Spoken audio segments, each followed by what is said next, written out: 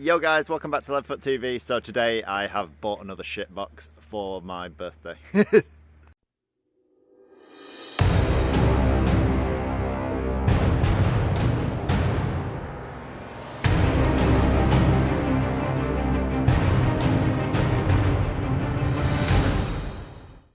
So the day that I am filming this is the day before my birthday, and the day the video is going live will be my birthday. And basically what I've gone and done is bought myself a new car for my birthday. The plan was to buy a car that I could go and do some track days in. I know I bought the BMW recently, but it's turned into a bit more of a project than I initially thought, and I just want something that I can go out this year and do some track days in and not have to worry about anything.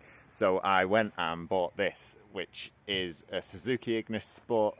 They come with like a 1.5 twin cam engine in, naturally aspirated. They're only about 115 horsepower, something like that. I probably should know this, but yeah, they're not very powerful, but they're very light. So it doesn't actually go that bad for a car with only that amount of power. But yeah, let's get to it and I'll show you around.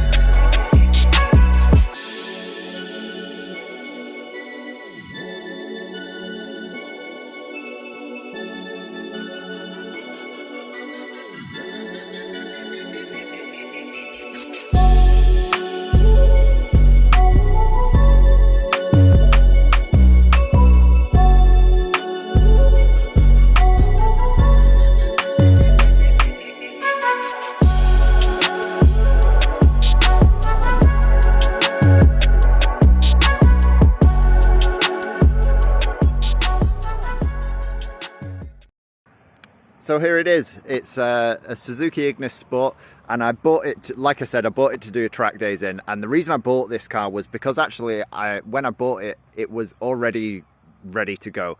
So basically it's got Yokohama 8008 tires on and Gaz fully adjustable coilovers, and I thought it's basically ready to just chuck on track straight away. So I went and bought the car. And yeah, I do actually really love it. There's a few little modifications on the car. As you can see, it's had like a weird lip riveted to the bottom, which I don't personally like. It's probably one of the things that I like least about the car, so I will be doing something with that. The bonnet vent is off a Subaru, and it actually does feed the airbox. It's a bit of a Marmite thing. If you're a purist kind of person, you're probably not going to like it, but I think it suits the car pretty well. It kind of reminds me of the like the Suzuki Wagon-R Rs. It kind of reminds me of that. Obviously it doesn't have an intercooler, which is a bit of a disappointment, but yeah, it's got a few little bits and pieces. The bumper with the fog lights didn't come on all of the models, so that is a nice little extra. It was a big selling point for me, that, because I personally don't really like the look of these cars without that bumper on. I think that bumper really makes the car, I think it just finishes it off perfectly. I think the headlight surrounds have already been painted black, so yeah, they're not standard, they're usually clear. And sunstrip, I need to take that off because I'm just too tall for it. I can't see anything out the windscreen. Standard alloys, so the alloys are Enkai alloys that came on the Suzuki Ignis Sport. Basically, I always wondered why people kept them, because personally I think they look too small for the car. Like if you look at the back arch, they sit in really far, and I always wondered why people kept them, but they're actually stupidly light. So when I took them off the other day, yeah, I could pick it up with like one finger. They're really light wheels. They're only narrow, so I think they're only like, I don't know what J they are, but yeah, they only take like a 175 or 185 tire. They've actually got 195s on at the moment, and they're a bit too big. You can see the overhang on the tire down here. The tires are a little bit too wide for them, in my opinion. So yeah, standard Enkai wheels, but I think they've been recently refurbed by the looks of it, because they're in very good condition. Inside, you've got the factory Recaro seats, the fishnets. So yeah, obviously people call them fishnets because they've got fishnets in, like fishnet looking things in the headrests. But yeah, really nice seats. I've always really liked the interiors in these things. Obviously it's a Suzuki, so the rest of the interior is pretty shoddy, but the seats are nice. In the rest of the interior is pretty much just standard cheap Suzuki interior. If you've ever had or owned a Suzuki, the interior is probably the worst thing about the car, because they just rattle and creak everywhere.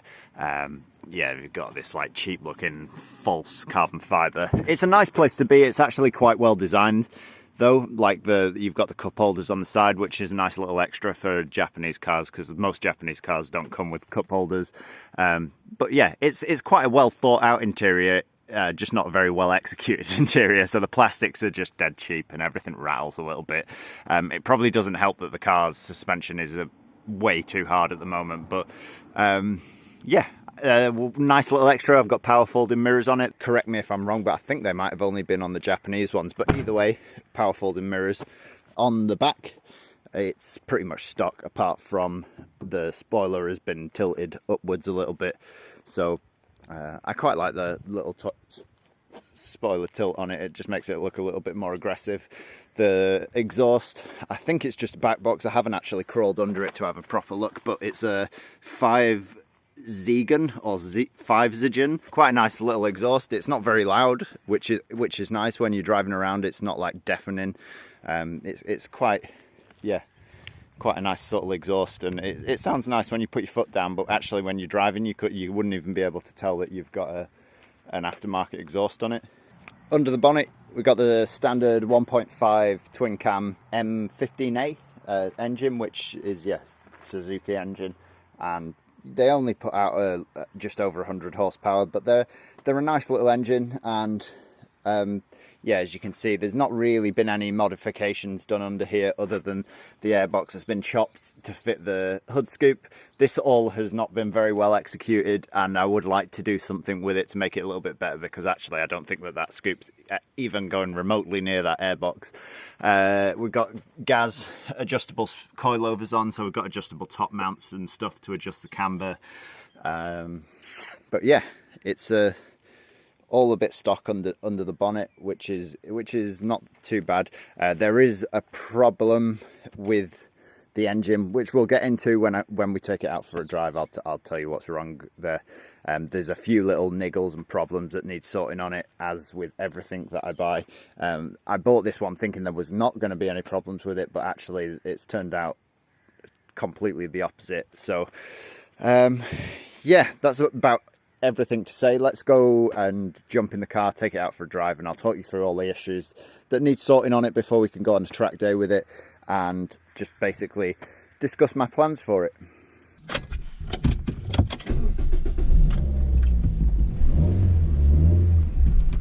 So, like I mentioned earlier, I bought this car to go out on track with, and it does need a few little bits and pieces. One of the things I knew it needed before I bought it was the brake discs and pads, and yeah, I thought that I'd be able to just put discs and pads on it and then we'd be set to go.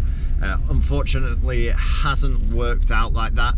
So I bought it off somebody that I know, and I honestly think he sold it to me with good intention and didn't realise there was anything wrong with it. Because it was passed between a few owners, and the guy I bought it off didn't really use it. Well, hadn't used it at all really. He just brought it back and it sat there.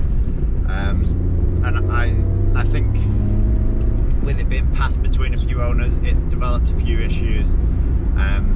So yeah, when I brought the car back, it unfortunately overheated on me, and yeah, it wasn't really my fault. So I didn't test drive it, but to be honest, if I had test drove it, I wouldn't have found the issue anyway, because you can drive the car for an hour and a half to 2 hours before it starts to overheat. I'm pretty certain it's a head gasket problem. I thought it was initially the radiator, because one of the previous owners had put a radiator on it and the cap didn't really fit right, and I thought it was maybe something to do with that, but it turns out that it's not. I've messed around with it, and I think the head gasket's definitely gone on it. It's a bit annoying, but it's a super easy engine to work on, and I am going to get it sorted. So I have booked a track day in June, just at Three Sisters, nothing like crazy, just at Three Sisters, so that I could get to grips with the car and figure out what it needed. So I've booked a track day in the middle of June, so I need to get the car sorted by then, regardless of anything, because I definitely don't want to miss out on that. So I'm gonna get the car fixed before then. It has a few little issues, so like I said, the brake discs and pads need doing on the front. When I got the car was just ridiculously stiff. It was sat on the bump stops on the front coilovers because it was wound right to the bottom.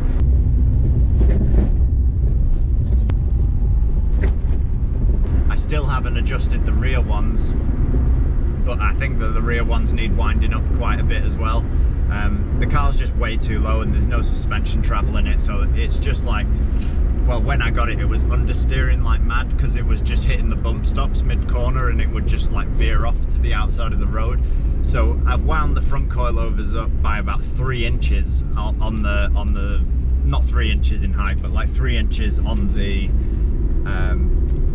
threads, which is quite a considerable amount, because basically the way that these gas coilovers are designed, they're quite an old design, and when you get past a certain point, you're winding it down, but you're not actually losing any height. You're just losing shock travel. So he'd gone past the point of like where he was still getting shock travel and was at the lowest he could go, and then has wound the coilovers even further down, so that you're not getting any shock travel either. So it was just absolutely horrendous. It was undrivable. It's still quite bad now, like it's really stiff on the back. There's not a lot of suspension travel in it, but it drives well, and well, it drives a lot better now that I've raised the suspension up. So yeah, that all needs sorting. I need to sort the head gasket out. We need to get it running properly again, and yeah, and then we can take it out on a track day. So yeah, just thought I'd bring it down a road. We'll give it a quick blast. It doesn't seem to make a difference whether I hammer it or not to whether it overheats. It's more based on the time that I'm using it. But yeah, I haven't been driving it because I obviously don't want it to get worse. So today I just thought I'd film the video, and then we'll get the car down to the garage, and we can we can start working on getting it sorted. So yeah, there is one more issue, which is the Subaru bonnet vent is it's almost like a Porsche variable speed wing, where it comes up like bang on 60 miles an hour, the wing will raise, the bonnet scoop will raise because the glue's come undone. It's literally cable tied shut at the moment, so yeah, it gets 60 miles an hour and the back of the scoop like lifts up. So I need to get that sorted as well, because I obviously don't want that flying off on me at some point. But yeah, let's go for a little blast in it, and I'll show you what it can do in its state.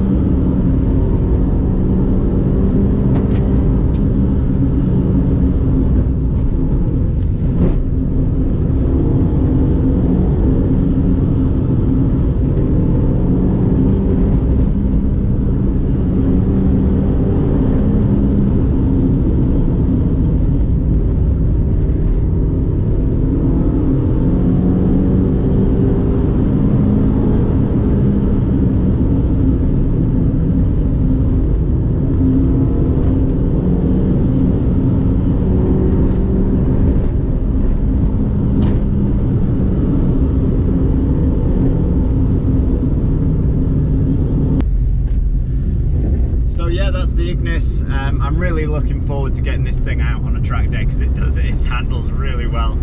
Even now, the coilovers aren't set up remotely right, and the wheel alignment's like way out, like way out. So the tires are scrubbing on the insides like pretty horrifically. So once it gets all set up, I can't imagine how good it's going to handle. But yeah, I'm going to get it all sorted. I'm going to get the coilovers set at a height roughly where I want it, and try and work around with the stiffness and stuff to get it like a decent, like set up decently, because it's wet. It's a little bit too stiff at the moment. And yeah, we'll get it all set up, get it ready to go do a shakedown day at Three Sisters in the middle of June, and then we can, yeah, just get out and do some stuff. Basically it's my birthday tomorrow, and like for the last 2 years I've been like, oh, I'm gonna get a car and we're gonna do some track days this year, and it just never fucking happens. So I bought this car so that I can go out and do some track days. Unfortunately it's gone wrong, but we can get it sorted pretty quick. It's not horrific.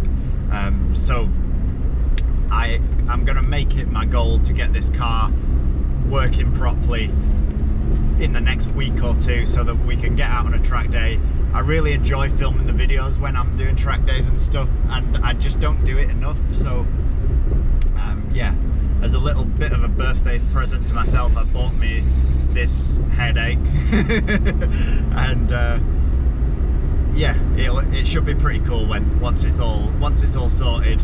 It does handle really well. I haven't even given it like a proper hammering yet because I've not really got used to the car, and like I said, the wheel alignment's out, so it doesn't quite handle perfect, but even with everything the way it is, it's still really good.